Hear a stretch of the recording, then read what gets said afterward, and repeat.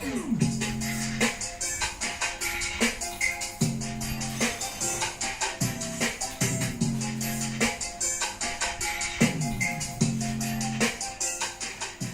the Nokia 6 came to India, pretty much every other phone in that segment had better internals. The ones who bought it were the ones who were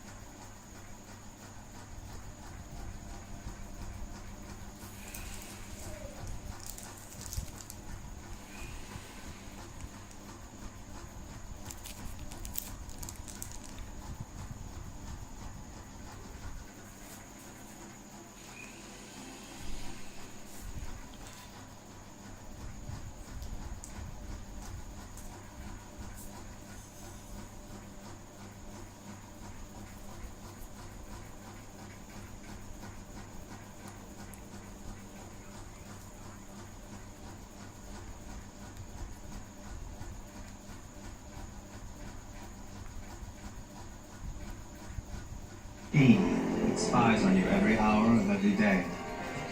I designed the machine to detect acts of terror, but it sees everything. Violent crimes involving ordinary people. The government considers these people irrelevant. We don't. Hunted by the authorities.